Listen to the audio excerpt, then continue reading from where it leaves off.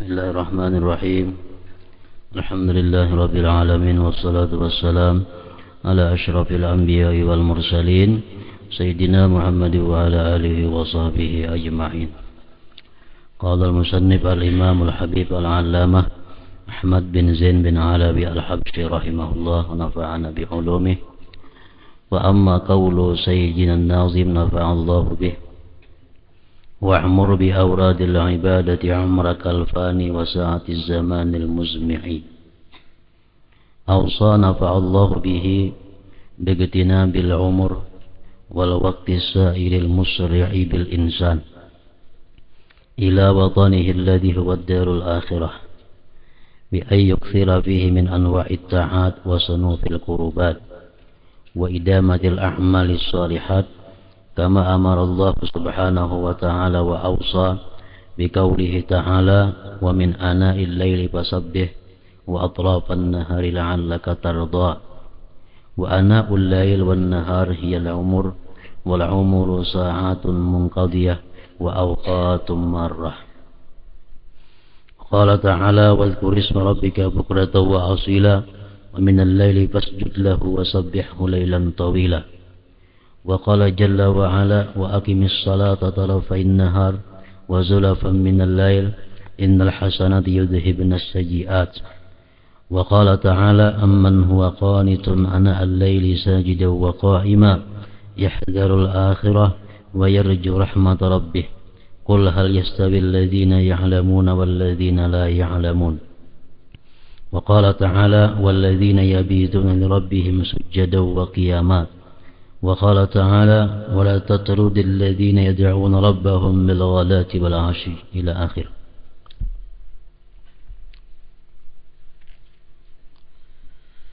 Makna daripada kalam Al-Habib Al-Allamah Ahmad bin Zain rahimahullah wa nafa'ana bi ulumih, mengisi waktu dengan ibadah.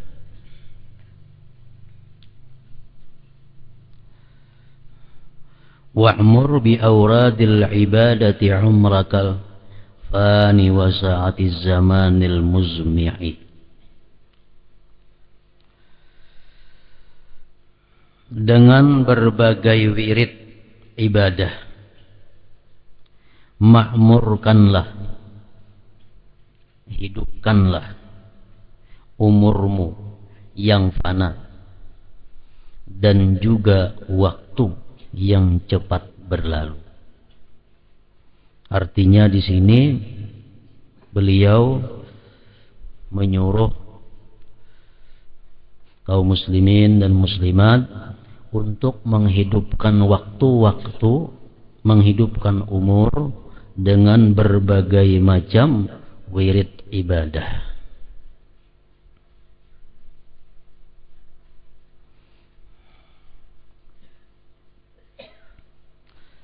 Umur yang diberi berkat oleh Allah subhanahu wa ta'ala itu ialah umur yang dimanfaatkan untuk ibadah kepada Allah. Itu ngarannya adalah umur yang diberkati. Sedangkan umur yang tidak diberkati itu ialah umur yang tersia-sia, waktu yang terbuang-buang untuk hal-hal yang kada ada manfaatnya, apalagi waktu atau umur digunakan untuk maksiat kepada Allah subhanahu wa ta'ala. Nah, ini umur yang tidak diberkati oleh Allah subhanahu wa ta'ala.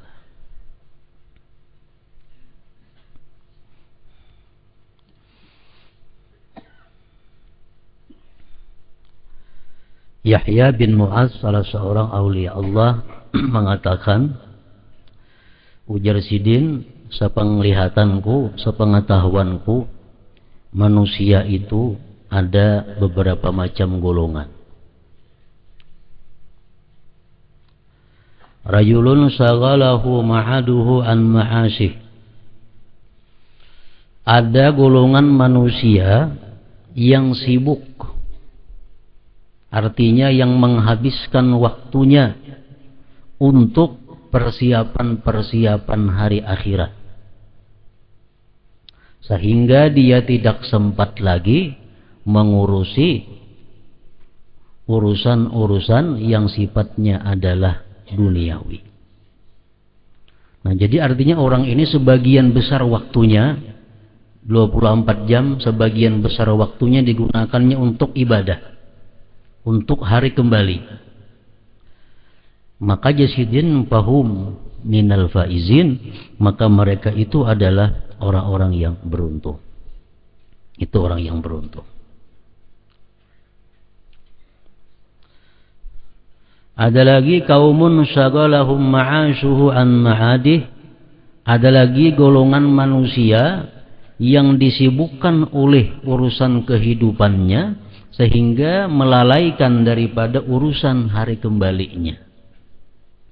Artinya ada manusia-manusia yang menghabiskan waktunya dalam sehari semalam ini, menghabiskan umurnya untuk urusan-urusan kehidupan duniawi. Ini waktunya, pikirannya, umurnya tercurah untuk itu, sehingga kalau sempat lagi inya mengerjakan ibadah amaliyah untuk persiapan hari kembali. Nah, fahum minal halikin, maka mereka itu adalah orang-orang yang sudah binasa, orang-orang yang sudah celaka. Kenapa? Karena dia akan kembali ke suatu tempat yang tidak dia siapkan sebelumnya. Ada golongan yang ketiga, wa qaumun yastagilu bihima. Ada satu kelompok lagi yang bekerja kedua-duanya. Dia urusan akhirat dilakukannya, urusan amaliyah ibadah diperbuatnya, urusan kehidupan dunia pun dilakukannya. Nah, orang seperti ini fahum minal mukhatarin, mereka ini pun masih tergolong orang-orang yang dalam keadaan bahaya. Masih dalam keadaan bahaya. Jadi apabila kita membagi waktu kita, membagi umur kita, separuh untuk urusan akhirat, separuh untuk urusan dunia, nah ini masih dalam keadaan bahaya. Masih dalam keadaan bahaya. Nang beruntung cuma adalah satu orang nang menghabiskan umurnya itu kebanyakan dalam hal urusan akhirat, sedikit urusan dunia. Perkataan Yahya bin Mu'adz radhiyallahu anhu.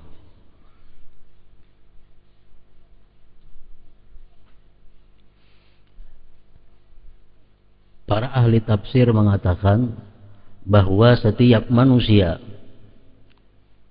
yang berhadapan dengan malaikat maut itu pasti manusia ini minta timpu. Pasti manusia ini minta diberi sedikit lagi umur.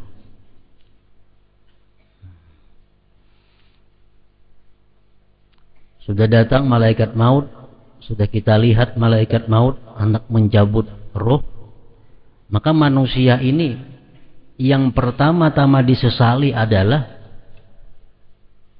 banyaknya waktu yang tersia-sia. Itu yang paling disesali.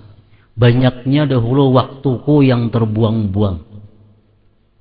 Nah sekarang sedetik pun minta waktu kada diberi waktu lagi.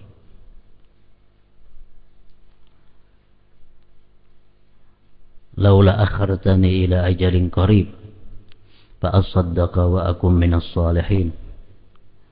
Ujar seseorang yang sudah melihat malaikat maut itu, laula akhartani ila ajalin qarib, adakah tidak engkau berikan aku sedikit masa, fa'asaddaqa, maka aku bisa bersedekah, maka aku bisa melakukan satu ibadah, wa akum minas salihin, dan aku termasuk orang-orang saleh.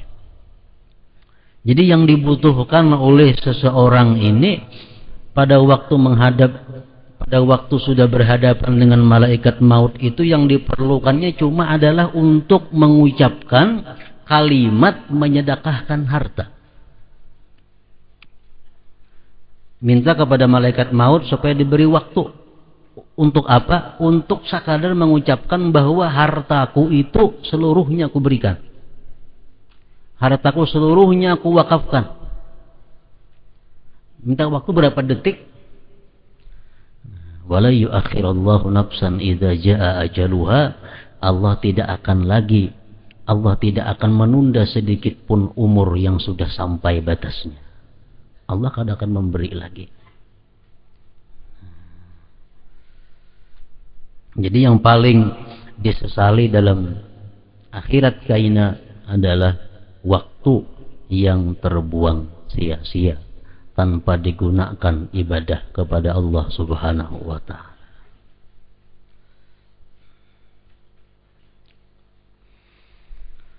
Dalam bait di atas, Sayyid Abdullah bin Alawi Al-Haddad rahimahullahu ta'ala mewasiatkan agar manusia memanfaatkan umur dan waktu yang berlalu dengan cepat, membawanya menuju tanah airnya, yaitu negeri akhirat.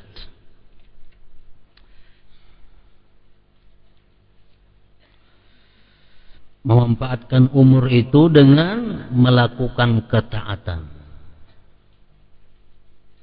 amal saleh.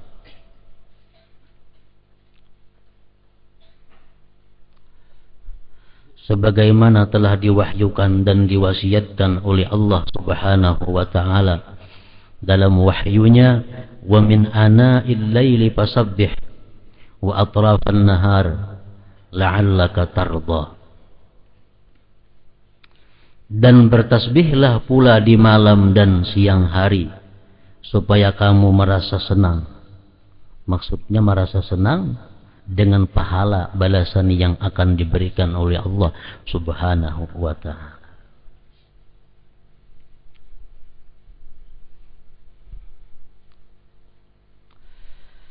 Sepanjang malam dan siang hari merupakan umur. Sebab umur adalah saat dan waktu yang telah berlalu. Itu ngarannya umur. Allah Ta'ala mewahyukan, wadhkurisma rabbika bukratan wa asila wa minal laili fasjud lahu wa sabbihhu laylan tawila. Dan sebutlah nama Tuhanmu di waktu pagi dan petang, dan pada sebagian dari waktu malam sujudlah kepadanya, dan bertasbihlah kepadanya pada bagian yang panjang di malam hari. Rasulullah sallallahu alaihi wasallam mengatakan, ujar Nabi kita, wala yushaddad dina ahadun illa ghalabahu. Tidak ada yang menentang akan agama ini, melainkan agama itu pasti mengalahkan dia. Maksudnya, kalau kita hendak mengamalkan semuaan amalan-amalan yang disuruh oleh agama, pasti kita kewalahan. Pasti kita kewalahan. Kenapa? Karena dari subuh sampai ke subuh berikutnya itu ada amalan-amalan yang mesti dilakukan. Ada wirid-wirid yang dianjurkan untuk membacanya. Nah, jadi kalau kita hendak mengamalkan seluruh anjuran-anjuran agama ini, kita dikalahkan oleh agama. Kita kada mampu. Mampu paling di waktu muda, karena sudah waktu tua kada mampu lagi. Nah, lalu ujar Nabi kita, wa qaribu wa saddidu, fasaddidu wa qaribu wa abshiru. Kalau kada kawa menjalankan anjuran-anjuran agama itu seluruhnya, maka ambillah nang dekat. Ambillah nang dekat. Artinya kalau kada kawa samuaan, nang parak samuaan barang. Nang kada kawa parak samuaannya barang. Jadi artinya kalau kita kada kawa mengambil keseluruhan agama, ibadah-ibadah yang dianjurkan agama itu, maka kita ambillah yang apa kita mampu untuk melakukannya. Wasta'inu bil ghadwati war rauhati wa syai'in minad duljati wa syai'in minad duljah, dan mintalah pertolongan ujar Nabi di waktu pagi, di waktu petang, dan di waktu sedikit malam hari. Artinya kalau kita kadang beribadah full 24 jam kepada Allah Subhanahu wa taala, kita ambil 3 waktu. Waktu yang pertama ghadwah, waktu pagi. Yang kedua rauhah, waktu petang. Yang ketiga wasyai'in minad duljati, dan sedikit daripada malam. Nah, kalau kita kadang menghabiskan waktu itu untuk wirid, untuk taat kepada Allah. Makanya banyak hadis-hadis daripada Rasulullah yang menyuruh kita membaca ini di waktu petang, baca ini di waktu pagi, baca ini di waktu malam. Nah, ini apa gunanya? Supaya kita bisa menjalankan apa-apa yang disuruh oleh Rasulullah itu dengan mudah. Ada amalan yang disuruh Nabi kita membaca pagi sore. Ada amalan yang disuruh Nabi kita membaca pagi aja. Ada amalan yang disuruh Nabi kita membaca petang aja. Nah, ini apa? Untuk memudahkan kepada kita. Padahal amalan yang jam 8 mestinya ada, jam 9 ada, jam 10 ada, 11 ada, 12 ada, 1 ada, 2, jam 3 ada, sampai 24 jam itu sebenarnya ada wirid-wirid yang dibaca. Cuma kita kadang mampu, kita dikalahkannya. Nah, jadi ambil nang 3 perkara itu jangan sampai dilewatkan. Nang pagi, nang petang, dan sedikit daripada malam hari. Syai'in minad duljah.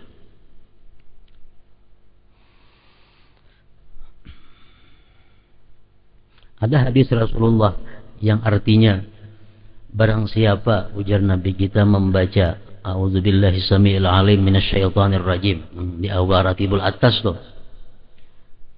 3 kali, lalu akhir surah Hasyr 3 ayat, law anzalna hadzal Qur'an ala jabalin, itu sampai seterusnya. Barang siapa, ujar Nabi, membaca itu di waktu pagi, maka Allah menyerahkan kepadanya 70 malaikat, 70.000 malaikat. Nah, apa tugasnya malaikat yang 70.000 ini? Yusalluna alaih, memintakan ampun kepada Allah terhadap orang yang membacanya. Dan andai kata dia pada hari itu mati, maka dia mati sebagai syahid. Nah, apabila dia di petang hari membaca demikian halnya, nah, untuk malamnya pun berlaku seperti yang siang tadi juga. Nah, makanya ini amalan Nabi kita memberi subuh, imbah asar atau imbah maghrib. Imbah asar termasuk petang, imbah maghrib termasuk juga. Jadi amalan yang dibaca sore jar itu boleh imbah maghrib, boleh imbah asar. Nah, jadi kalau kita membaca misalnya a'udzubillahi samiil alim minasyaitonir rajim 3 kali, baca law anzalna sampai habis. Waktu kita baca imbah asar atau imbah maghrib, nah, kita diserahi oleh Allah malaikat 70.000 yang memintakan ampun kepada kita. Dan andai kita mati malam ini, kita mati sebagai syahid. Nah, jadi amalan-amalan yang seperti ini jangan dilewatkan lagi. Kenapa? Karena sudah kita kada kawan nang pul 24 jam nang di sini barang kawa. Nah, itu nang besukan lawan kamarian. Ada lagi amalan Rasulullah yang menyuruh kita membaca kamarian. Man qala hina yumsi, siapa yang berkata di waktu petang, raditu billahi rabba wa bil islami dina bi Muhammadin nabiyya.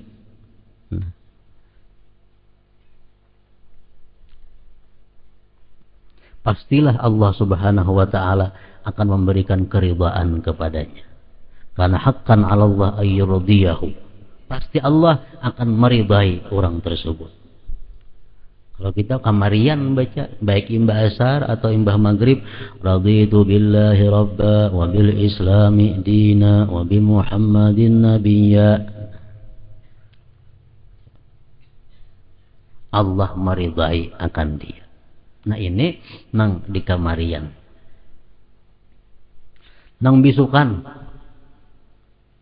Hadis Rasulullah mengatakan, man shalla salatal fajri wa jalasa fi makanihi hatta tatlu asy-syamsu a'tahu Allah taala asyra hisal. Barang siapa sembahyang subuh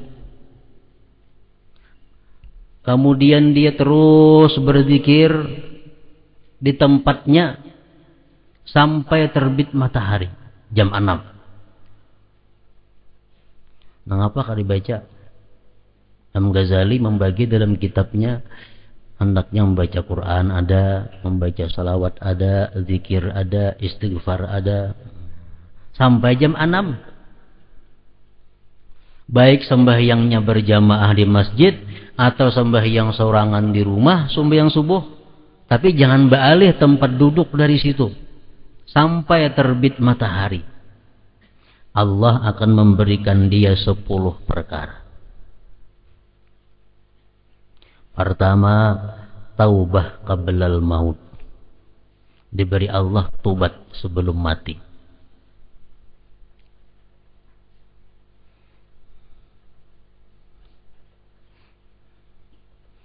Wasaniha yang kedua, ujar Nabi kita, barakatum fi rizqih. Barakah pada rezekinya. Rezeki yang berberkah ini rezeki yang menolong kita untuk ibadah. Rezeki yang berberkah itu rezeki yang membawa kita kepada taat lawan Allah. Kalau rezeki yang membawa kita kepada maksiat, itu rezeki yang tidak diberkati oleh Allah. Yang kedua, barakatun fi rizqih, barakah rezekinya. Wasalisuha yang ketiganya, salamatun fi badani, selamat pada badannya. Artinya kita kada akan kena penyakit-penyakit yang bisa mengurangi badan kita.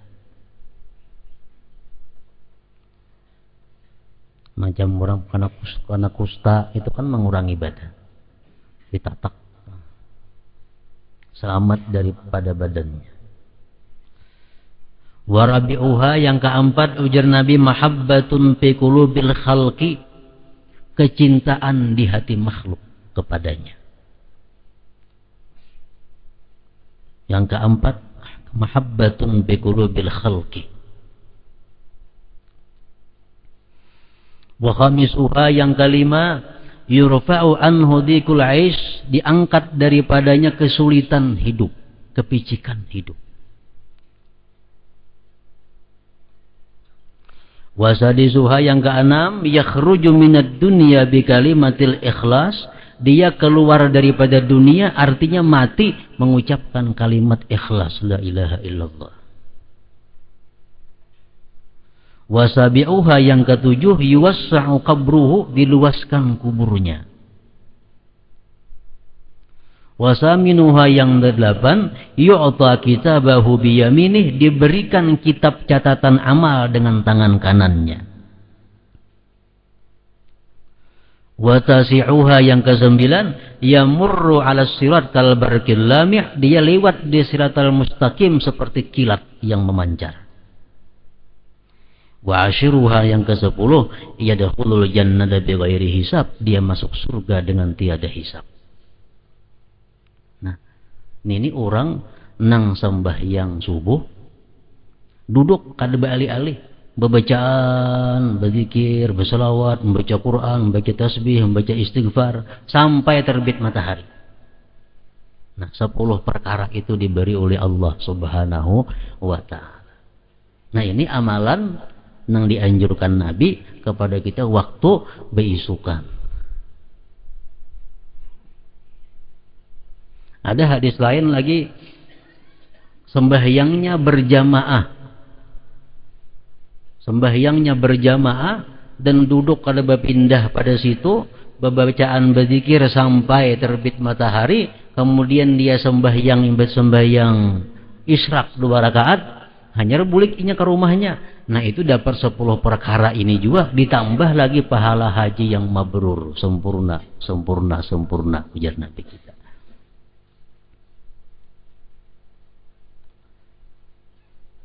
Nah jadi kalau kita kawa menghidupkan waktu kita, umpamanya bisukan kayak ini tadi, kamarian itu kita imbah maghrib, waktu kita berisi sampai ke isya.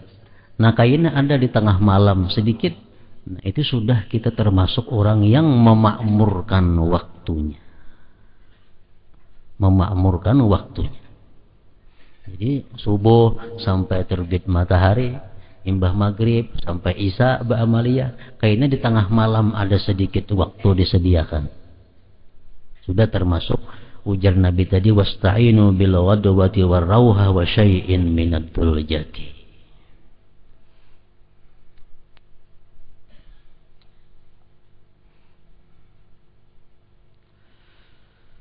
Allah Jalla wa'ala berfirman, wa aqimis salata tarafain nahar wa zulafan minal lail innal hasanati yudhibnas sayyiat.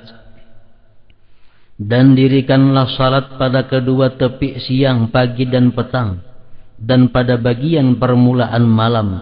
Sesungguhnya perbuatan-perbuatan yang baik itu akan menghapuskan perbuatan-perbuatan yang buruk.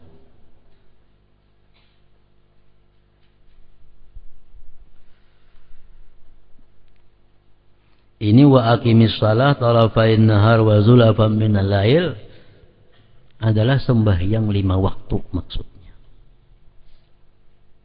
Sembahyang subuh, zuhur, asar, maghrib, isya.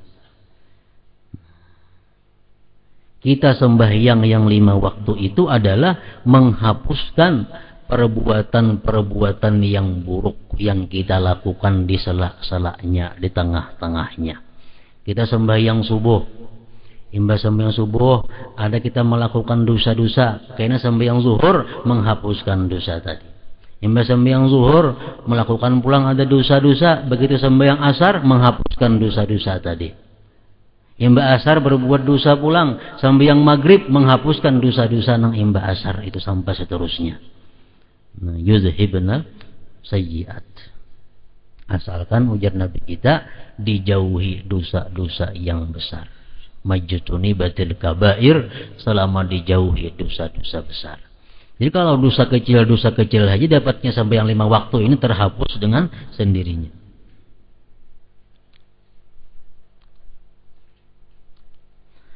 Menghapuskan perbuatan-perbuatan yang buruk. Amman huwa qanitun ana al-laili sajidan wa qa'ima yahzarul akhirata wa yarju rahmata rabbih qul hal yastawi alladhina ya'lamuna walladzina la ya'lamun.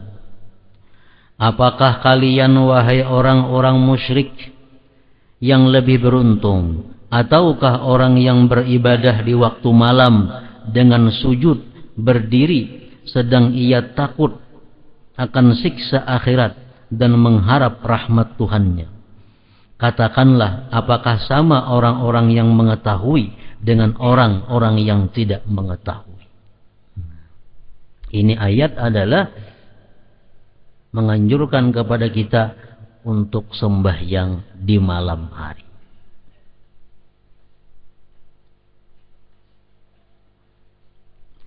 Walladzina yabituna li rabbihim sujjadan wa qiyama. Dan mereka yang melewatkan waktu malamnya dengan bersujud dan berdiri untuk Tuhan mereka. Rasulullah mengatakan, ujar Nabi kita, man qama bi asyri ayatin lam yuktab minal ghafilin.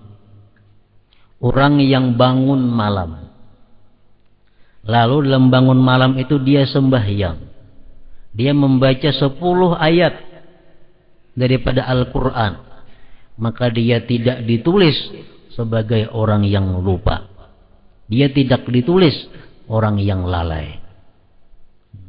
Artinya kita bangun malam hari, baik pukul 4 bangunnya, sembahyang kita 2 rakaat, membaca 10 ayat, Fatihah 7 sudah, 2 rakaat 14, asal di malam hari.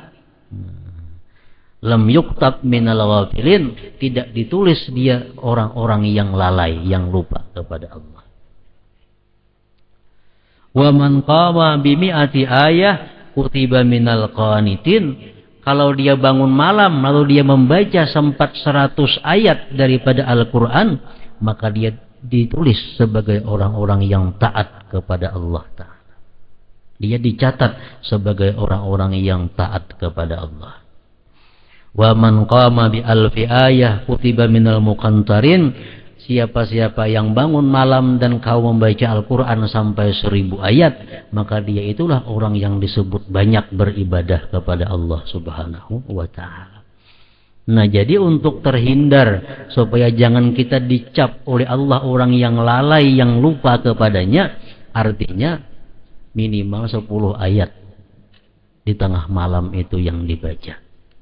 Lam yuktab minal ghafilin, dia kada ditulis sebagai orang yang lalai.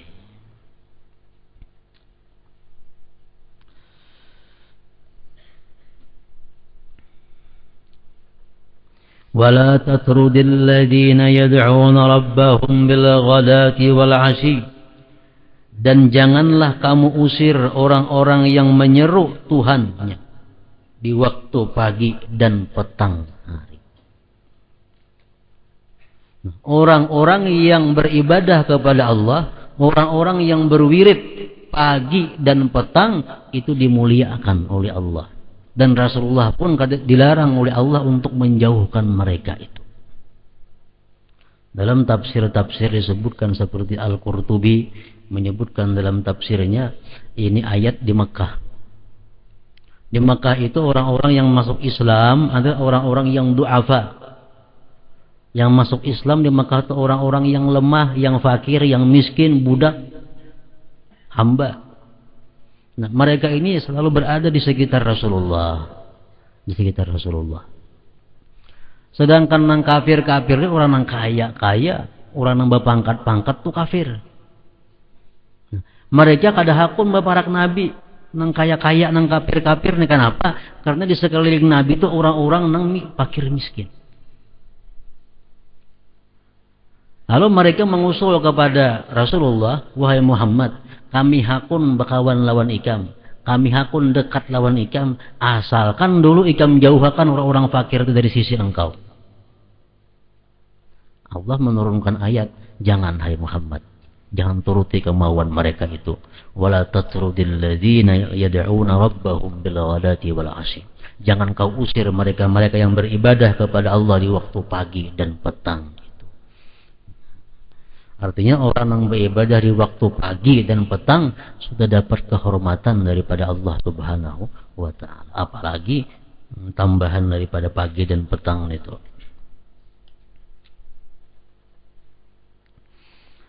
Mengisi waktu dengan mengamalkan berbagai wirid merupakan salah satu jalan untuk mendekatkan diri kepada Allah Ta'ala.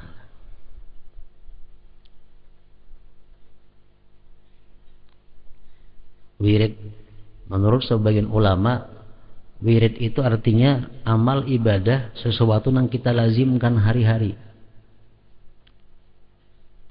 Itu artinya wirid kita.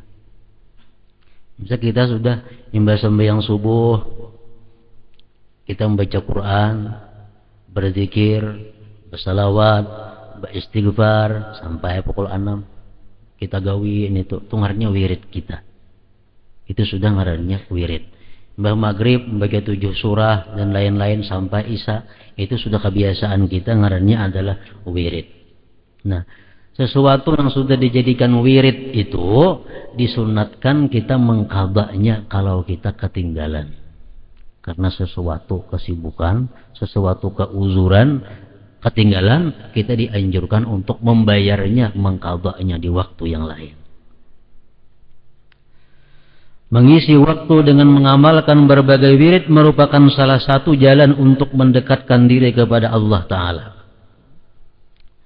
Imam Al-Ghazali rahimahullah telah menjelaskan masalah ini secara terperinci dalam berbagai kitabnya, terutama dalam Ihya bab Tartibul Aurat.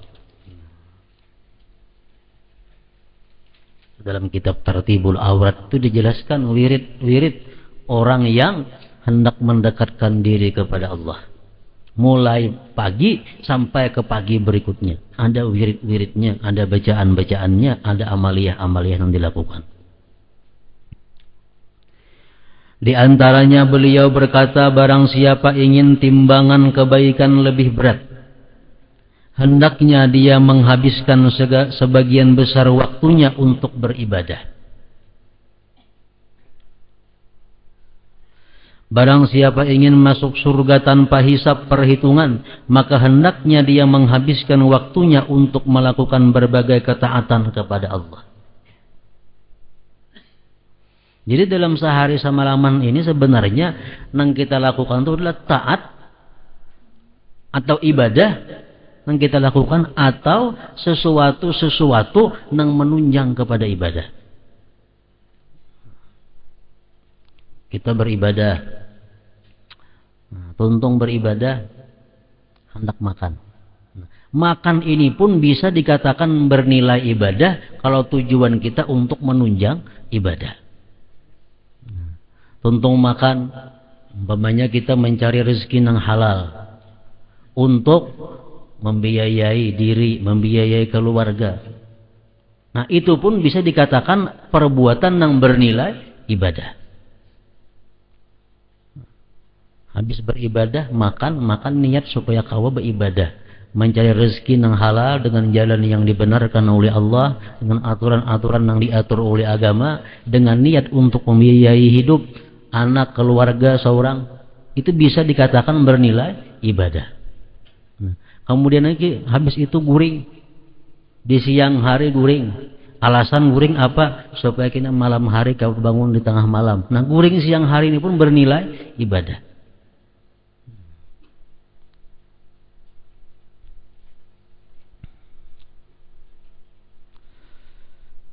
Hendaknya dia menghabiskan sebagian besar waktunya untuk beribadah. Barang siapa ingin masuk surga tanpa hisab perhitungan, maka hendaknya dia menghabiskan waktunya untuk melakukan berbagai ketaatan kepada Allah Subhanahu wa ta'ala. Nah, macam bini-bini sembahyang subuh, tuntung sembahyang subuh gana di bahasa apa? Sampai kayaknya pukul 6. Nah, semacam itu digawi. Bila bini-bini ini dapat melaksanakan macam itu, dapat 10 perkara daripada Allah tadi sudah. Tobat sebelum matinya, berkah rezekinya, semuaan tadi 10 macam. Nah, tuntungan itu karena bini-bini apa digawi? Menyempurnakan ini, menyempurnakan itu. Kalau niatnya ini adalah kebaikan, bernilai ibadah. Karena memasakkan nasi, menyangkakan iwak, sagan laki, sagan anak-anak sekolah. Asalkan niatnya baik untuk itu, nilainya adalah ibadah. Betetapas, napasakan baju ini, baju itu, untuk anak, untuk semuaan. Niatnya baik, bernilai ibadah. Karena kauyuhan, taguringan, niatnya baik, nilainya adalah ibadah. Jadi kawah aja seharian itu kita menggawi ibadah dan sesuatu yang mubah, tapi nilainya adalah ibadah.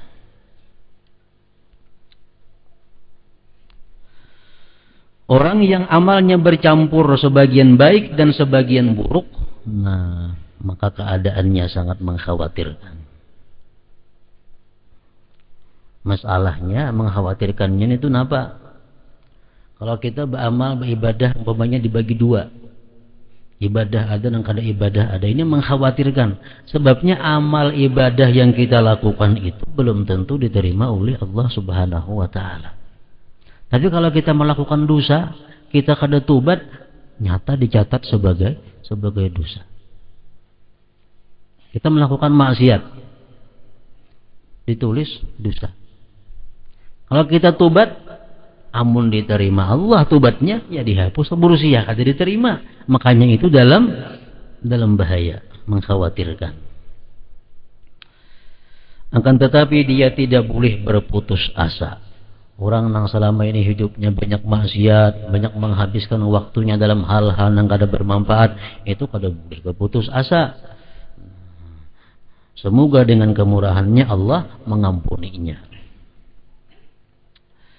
Ibadah merupakan makna bagi semua amal saleh dan berhubungan dengan segala hal yang terdapat dalam inti dan cabang agama.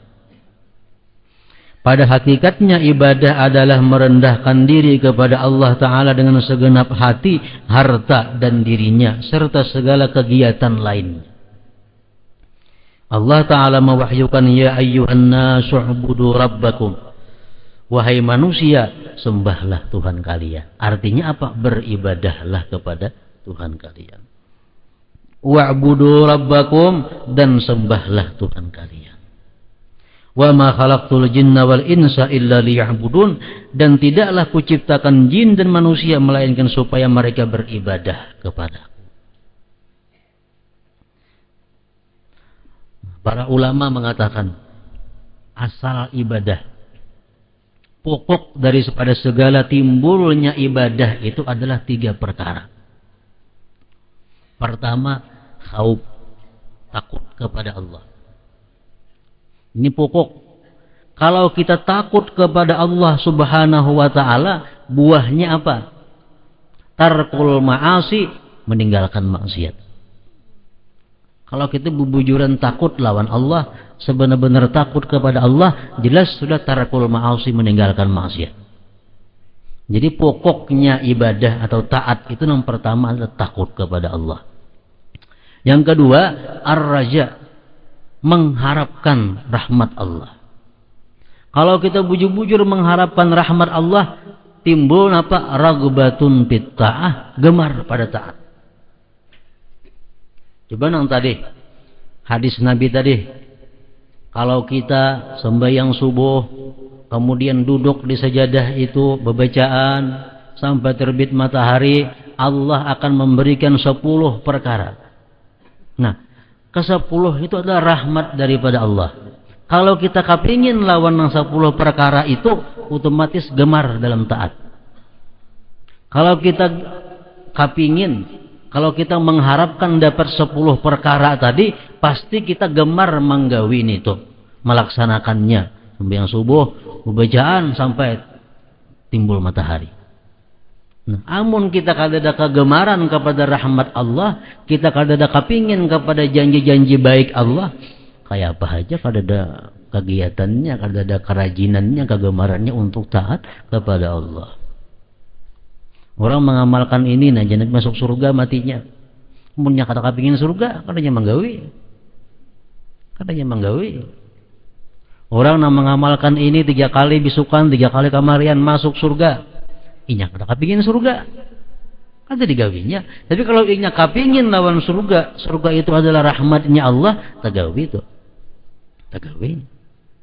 Nah, jadi pokok taat ibadah itu yang kedua adalah mengharapkan rahmat Allah. Yang ketiga, pokoknya ibadah itu adalah al-hubbu, kecintaan kepada Allah. Kecintaan kepada Allah. Orang yang sudah cinta kepada Allah ini akan menimbulkan kepingin, kerinduan untuk bertemu Allah Subhanahu wa Ta'ala.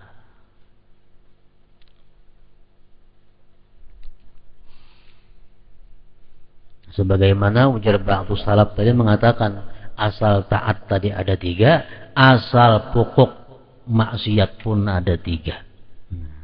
Ini ibunya, induknya maksiat berasal dari 3 ini. Yang pertama adalah kibir, sombong. Orang yang sombong ini banyak menimbulkan maksiat-maksiat yang lainnya.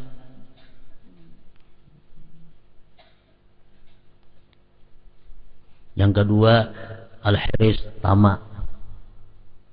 Sifat tamak ini banyak menimbulkan maksiat. Mau mencuntan, tamak. Mau mengurangi takaran timbangan ukuran, tamak asalnya. Mau mengangkat pun orang, tamak asalnya. Nah, dari tamak ini saling banyakkan dosa-dosa di bawahnya. Yang ketiga, al-hasad, iri dengki. Orang yang iri dengki mau membunuh. Menggibah itu sudahnya membunuh, mau macam Qabil lawan Habil.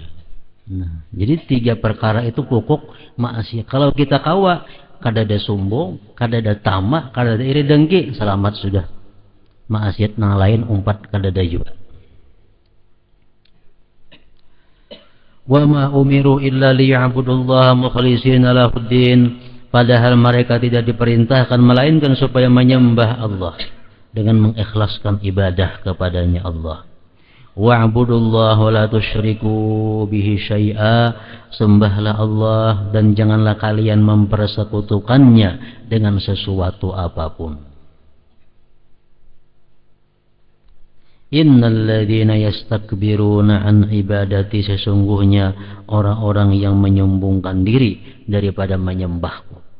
Al-ayat. Orang yang mencurahkan dirinya untuk beribadah dan melakukan ibadah tersebut dengan senang hati tanpa memaksakan diri disebut sebagai abid. Abdun, hamba. Ini beribadah kepada Allah dengan senang hati. Kata dengan terpaksa. Nah, ini disebut ngarannya adalah abdun, hamba. Sedangkan orang yang memaksakan diri dalam beribadah disebut muta'abbid.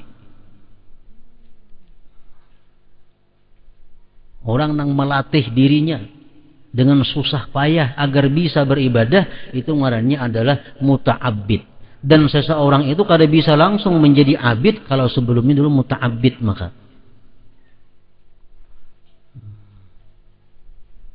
ibadah itu bertentangan dengan hawa nafsu. Bertentangan dengan hawa nafsu. Nah, setiap kita melakukan ibadah, hawa nafsu kada katuju. Maka bila hawa nafsu yang kada katuju, lapah kita jadinya. Lapah kita.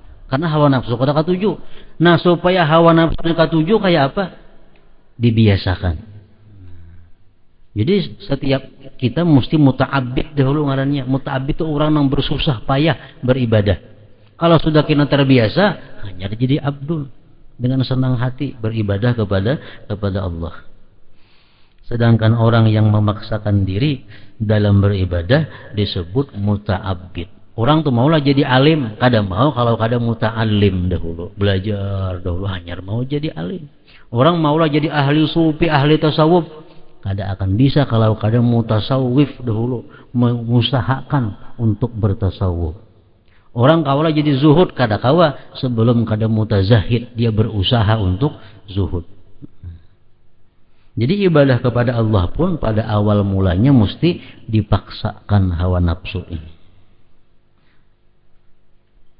Nah, kemudian membaca Al-Quran.